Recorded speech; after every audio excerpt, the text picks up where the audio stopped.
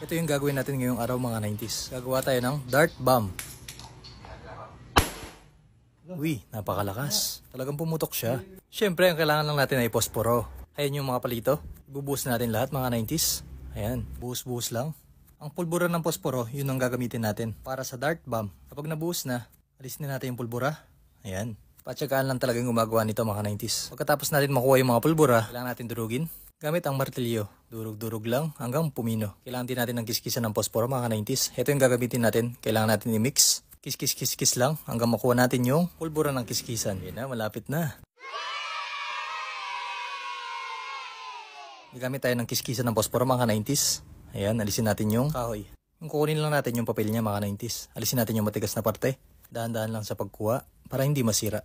Wow! Kalahati lang yung kailangan mga 90s. Ayan, nilagyan ko na nga pala ng pandikit. Kahit kanin pwedeng gawin pandikit. Ayan, nalagyan ko na. Wow! Ididikit natin sa papel mga 90s. Ayan, dapat ganito yung itsura ng papel mga 90s. Kailangan medyo makapal na papel. Ayan, kapag nadikit na mga 90s, pwede na natin gupitin. Ayan, ganito yung itsura niya mga 90s. Ipaikot natin, dahan-dahan.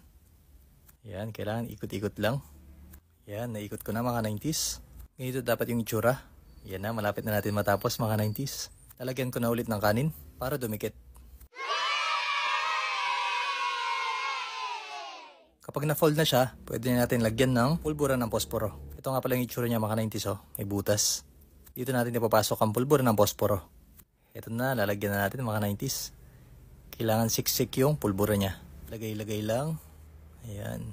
Kailangan dahan-dahan lang para hindi matapon. Kailangan mag-concentrate lang. Huwag hihinga. Isiksik natin gamit ang posporo. Ayan. Pasok natin at diinan natin. Ayan na. Matigas na siya mga 90s. Kailangan natin idikit dito gamit ang papel. Ayan. Isama na natin yung posporo dito mga 90s. Dito natin ilalagay yung pakpak ng dart.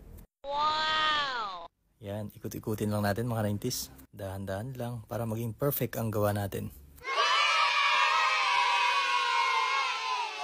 Ayan, nakagawa na tayo mga 90s. Ang next naman, gagamit ulit tayo ng papel.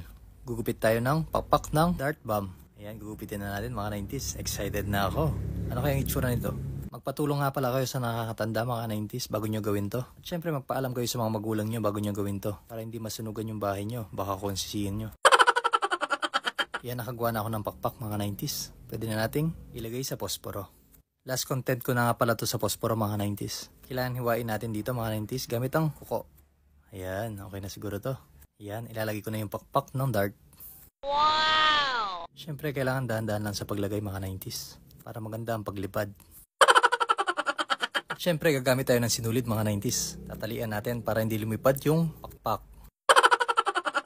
At dahil natapos na natin mga 90s, heto na ang itsura. Excited na ako.